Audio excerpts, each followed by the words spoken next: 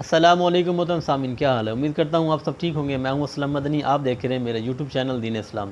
سامعین، آج کی ویڈیو میں ہم اللہ تبارک و تعالیٰ کے حبیب کے معجزات کا بیان کریں گے کہ اللہ تعالیٰ نے اپنے پیارے نبی علیہ الصلوۃ والسلام کو کیسے کیسے معجزات سے نوازا۔ تو بیان کو شروع کرنے سے پہلے معجزے کی تعریف کو بیان کرتے ہیں کہ معجزہ کہتے ہیں کس سے۔ تو سامعین، معجزہ کہتے ہیں ایسا کام جو انسانی فطرت سے بالا تر ہو، جو انسان کی فطرت سے ممکن نہ ہو، جس کو انسانی عقل تسلیم نہ کرے۔ ایسا کام اگر کسی نبی سے صادر ہو جائے اس کو معجزہ کہا جاتا ہے۔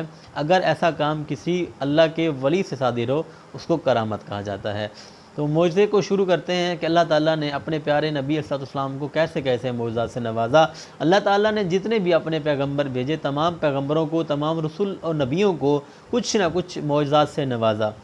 جب میرے پیارے حبیب علیہ السلام کی باری آئی تو اللہ تعالیٰ نے اپنے پیارے نبی علیہ السلام کو سراپا معجزہ بنا کر بھیجا، یعنی سر مبارکہ سے لے کر پاؤں مبارکہ کے ناخن مبارکہ تک اللہ تبارک و تعالیٰ نے اپنے پیارے حبیب علیہ السلام کو سراپا معجزہ بنا کر بھیجا۔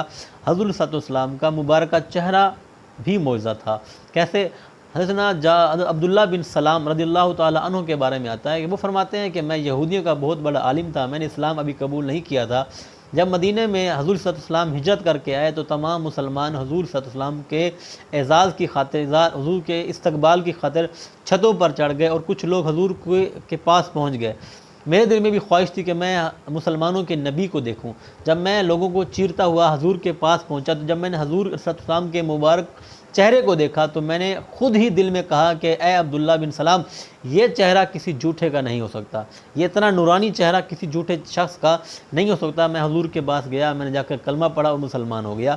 حضور کا چہرہ ایسا تھا، ایسا نورانی چہرہ تھا، اس نورانی چہرے کو دیکھ کر اکثر کتنے کافر جو ہے وہ کلمہ پڑھ کر مسلمان ہو جاتے تھے۔ یہ تو تھا چہرے کا معجزہ۔ اگر حضور کے جسم مبارکہ کے پسینے کی بات کریں تو حضور کے مبارک جسم کا پسینہ بھی معجزہ تھا۔ ایک نادار، ایک غریب صحابی حضور کے پاس آتے ہیں، عرض کرتے ہیں یا رسول اللہ صلی اللہ علیہ وسلم، میری نوجوان بیٹی ہے، اس کی شادی کر رہا ہوں، سارے انتظامات ہو چکے ہیں، بس عطر کا انتظام نہیں ہو پا رہا، اور میں آپ کی بارگاہ میں آیا ہوں، آپ مجھے عطر کا بندوبست کر دیں۔ آپ نے فرمایا جاؤ ایک شیشی لے آؤ۔ وہ صحابی گئے، ایک شیشی لے آئے۔ شیشی میں حضور صلی اللہ علیہ وسلم نے اپنے مبارک جسم کا کوہنیوں کا پسینہ جو ہے نچوڑ کر اس شیشی میں ڈال دیا۔ اس صحابی کو کہا یہ اپنی بیٹی کو دے دینا، اسے کہنا جب عطر کا استعمال کرنا ہو اس پسینے کو عطر کے طور پر استعمال کرے، انشاءاللہ یہ عطر کا کام کرے گا۔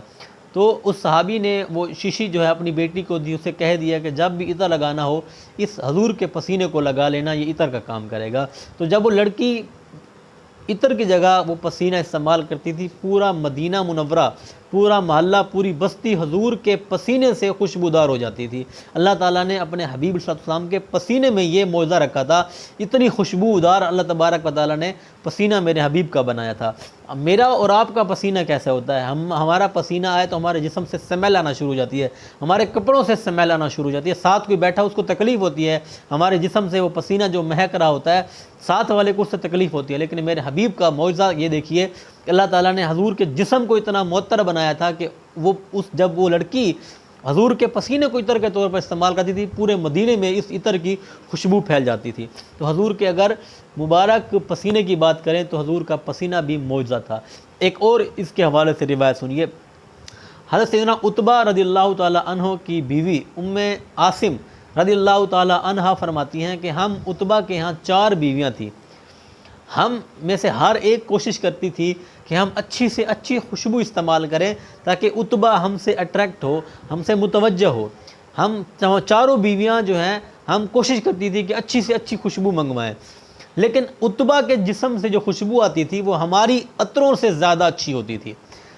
ایک مرتبہ ہم نے سب اکٹھی ہو کر ہم نے عتبہ سے پوچھا کہ ہم اتنی اچھی اچھی خوشبوئیں منگواتی ہیں، مہنگی مہنگی خوشبوئیں استعمال کرتی ہیں آپ کو متاثر کرنے کے لیے، لیکن تمہارے جسم سے جو خوشبو آتی ہے وہ ہم سب کی خوشبوؤں سے کئی گنا اچھی ہوتی ہے، تم کون سی عطر استعمال کرتے ہو؟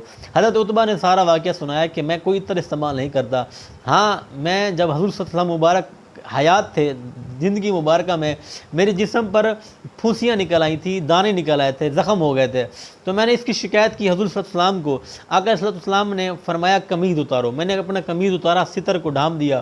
آقا صلی اللہ علیہ وسلم نے اپنا مبارک لعاب اپنی ہتھیلی مبارکہ پر رکھ کر آقا علیہ الصلوۃ والسلام نے میری پیٹھ پر اور میرے کمر پر اور میرے پیٹ پر جو ہے مل دیا۔ اس دن سے میری وہ بیماری بھی ختم ہو گئی، اور حضور کے مبارک لعاب کی برکت سے اللہ تبارک و تعالیٰ نے میرے جسم میں یہ خوشبو پیدا کر دی۔ میرے نبی کا پسینہ بھی معجزہ، میرے نبی کی مبارک لعاب، مبارک تھوک بھی، پسینہ مبارکہ بھی معجزہ، حضور کا مبارک تھوک مبارکہ بھی، لعاب مبارکہ بھی معجزہ۔ اللہ تبارک و تعالیٰ کے حبیب کے تھوک میں یہ برکت تھی، لعاب میں یہ برکت تھی، وہ بیماری بھی دور ہو گئی، نہ صرف بیماری دور ہوئی بلکہ مبارک جسم بھی جو ہے وہ معطر ہو گیا۔ اگر میرے حبیب کے ہاتھوں کی بات کریں تو اللہ تعالیٰ نے اپنے حبیب کے ہاتھوں کو بھی معجزہ بنا کر بھیجا۔ وہ اس طرح کہ حضرت سیدنا قتادہ رضی اللہ تعالیٰ عنہ سے روایت ہے، فرماتے ہیں کہ آقا علیہ الصلوۃ والسلام کی بارگاہ میں ایک مرتبہ میعان جسے تیر پھینکے جاتے ہیں وہ ہدیہ کی گئی۔ آقا علیہ الصلوۃ والسلام نے وہ احد کے دن مجھے دے دی۔ میں حضور صلی اللہ علیہ وسلم کے آگے کھڑا ہو کر کفار کی طرف تیر پھینکتا رہا، اتنے میں اس کا سرا جو ہے وہ ٹوٹ گیا۔ اب میں جب میرے پاس وہ تیر کا میان جو تھا وہ تو ختم ہو گیا، اب میں حضور کے سامنے کھڑا ہو کر میں دفاع کر رہا تھا۔ حضور کی طرف جو تیر آتے میں ان کو سائڈ پہ کر دیتا تھا۔ اتنے میں ایک تیر آیا جو میری آنکھ میں گھس گیا، اور اس تیر کی وجہ سے جو سیاہی ہوتی ہے آنکھ کی، جو پتلا ہوتا ہے جس سے بندہ دیکھتا ہے، وہ باہر نکل آیا۔ میں نے اس سیاہ پتلے کو میں نے ہاتھ پر رکھا اور حضور کی بارگاہ میں نے پیش کر دیا۔ آقا علیہ الصلوۃ والسلام نے جب دیکھا تو حضور نے اپنی مبارک ہاتھ سے اٹھایا اور وہ میری آنکھ والی جگہ پر رکھا، اور اللہ سے دعا کی کہ اے مالک اس قتادہ کی آنکھ کو دوسری آنکھ سے بھی زیادہ اچھا کر دے اور زیادہ تیز نظر کر دے۔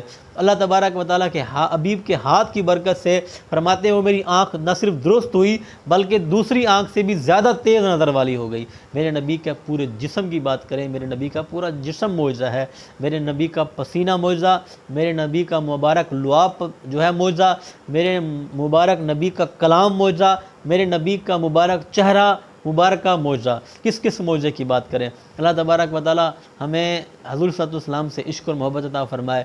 باقی دعوانا ان الحمدللہ رب العالمین۔